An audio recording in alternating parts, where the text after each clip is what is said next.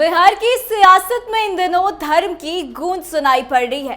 भाजपा के fire brand नेता और केंद्रीय मंत्री गिरिराज सिंह ने 5 दिनों की हिंदू स्वाभिमान यात्रा में हिंदुओं को संभावित खतरे के प्रति जागरूक किया, तो आरजेडी नेता और बिहार के पूर्व डिप्टी सीएम तेजस्वी यादव ने मुसलमानों के किसी तरह के अहित की स्थिति में ईंट से ईंट बजा देने की खुली चुनौती दे डाली है।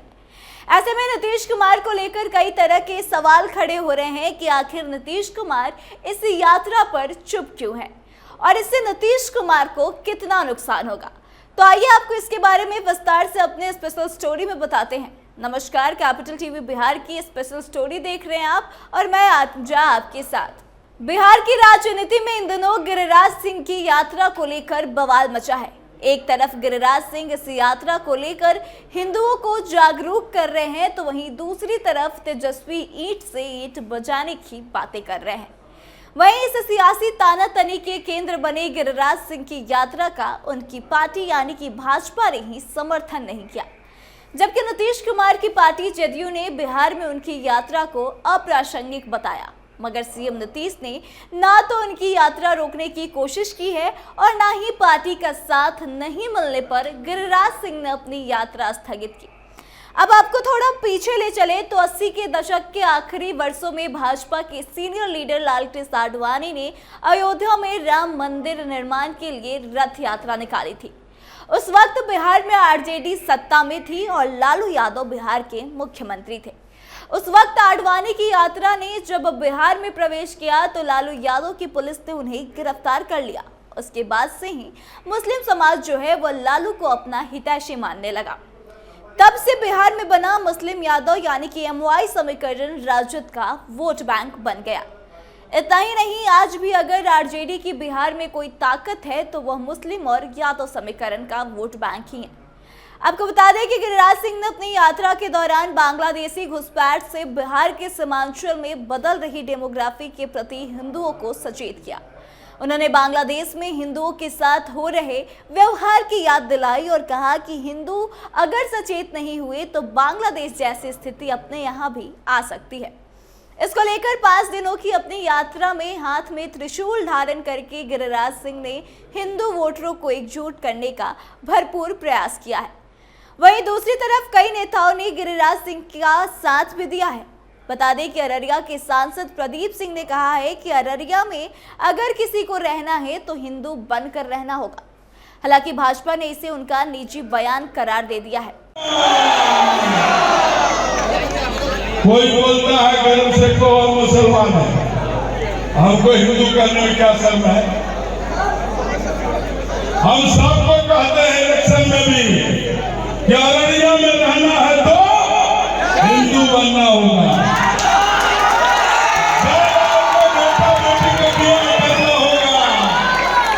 जब बेटा बेटी का ब्याह करना होगा तब जात खोज लीजिएगा, परिवार खोज लीजिएगा, नस्ल खोज लीजिएगा, हड्डी खोज लीजिएगा, खानदान खोज लीजिएगा।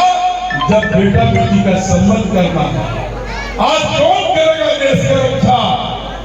बताइए, इस देश की रक्षा कौन करेगा? अगर मोदी जी नहीं होते क्या अयोध्या में राम मंदिर बनता? अगर मोदी जी नहीं होते, मित्रों सुनो, वोट से देश का दिशा और दशा तय होता है। वोट से देश का तकदीर और तस्वीर बदलता है। अगर 303 सीट नहीं आता तो क्या 370 कश्मीर से हटता? जनसंख्या नियंत्रण कानून आएगा कैसे? वही सत्ता में शामिल दल और विरोधी दल उनकी इस यात्रा का विरोध भी कर रहे हैं। आरजेडी की ओर से तो गिरिराज सिंह की इस हिंदू स्वाभिमान यात्रा का विरोध करना स्वाभाविक है, लेकिन आश्चर्य की बात यह है कि भाजपा के प्रदेश अध्यक्ष ने भी उनकी इस यात्रा से पल्ला झाड़ लिया। जेडीयू के प्रवक्ता नीरज कुमार समेत कई नेताओं ने उनकी यात्रा पर सवाल खड़े किए। यहां तक कि राष्ट्रीय लोक मोर्चा के प्रमुख उपेंद्र कुशवाहा ने यात्रा को गैर जरूरी करार दिया था। आरजेडी का बिहार में सहयोगी दल सीपीआई-एमएल के महासचिव दीपांकर भट्टाचार्य ने तेजस्वी यादव की तरह ही यात्रा को दंगा भड़काने वाला बताया। तेजस्वी ने तो यहाँ तक कह दिया कि अगर बिहार में कोई गड़बड़ी हुई तो वे ईंट से ईंट बचा देंगे।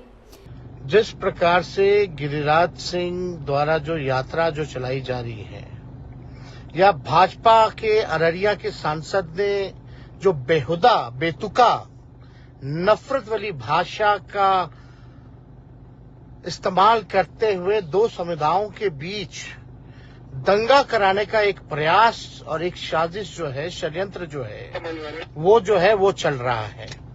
और आप सब लोगों को हम इतना बता देना चाहते हैं कि बिहार सरकार ने, अद्भुत है नीतीश कुमार जी, कि गांधी की बात करते हैं और गॉडसे की वंशजों को बढ़ाने का काम कर रहे हैं बिहार की धरती पर।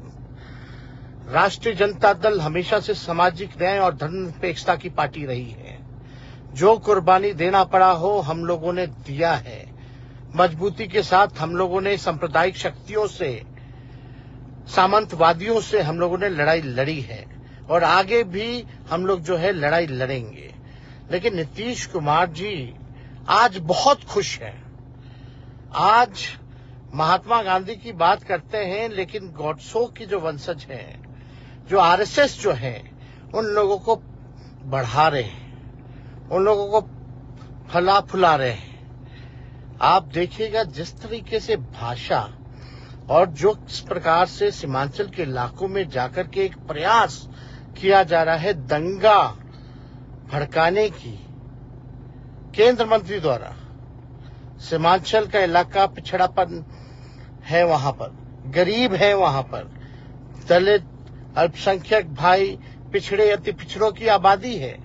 लेकिन सीमांचल के इलाके में वो गरीबी की बात करने नहीं गए हैं, गरीबी मिटाने नहीं गए हैं, बेरोजगारी की बात नहीं कर रहे, बेरोजगारी मिटाने नहीं गए हैं, पलायन रोकने की बात नहीं कर रहे हैं, बल्कि सबसे ज्यादा वहां से पलायन है।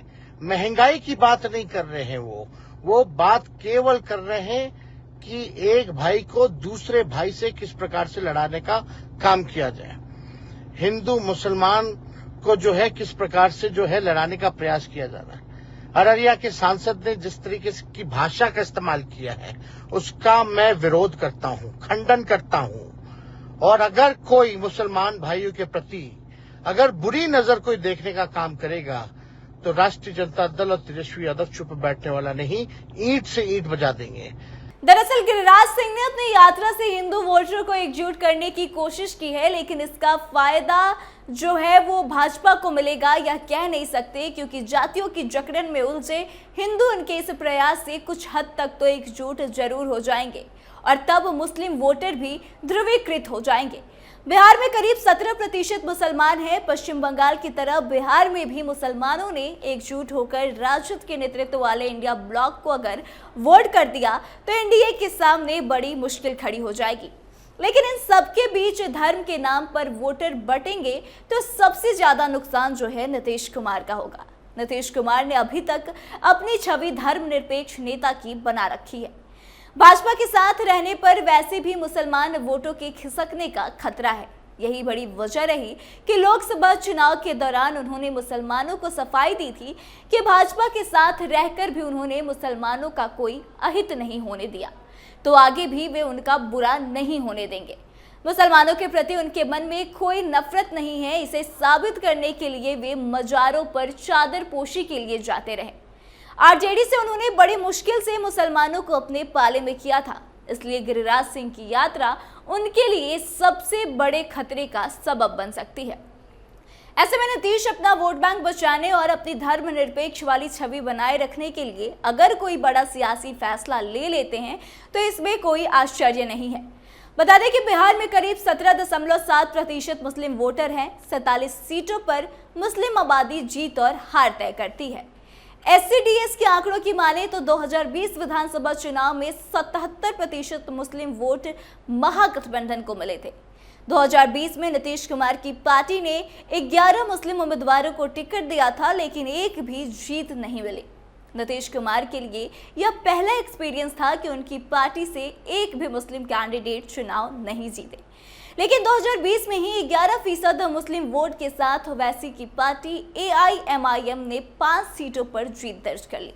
वहीं अब गिरिराज सिंह की इस यात्रा को लेकर तेजस्वी की चिंता की बात करें तो उनकी असली चिंता मुस्लिम वोट बैंक नहीं बल्कि जातियों के खांचे में बटे हिंदू वोट है।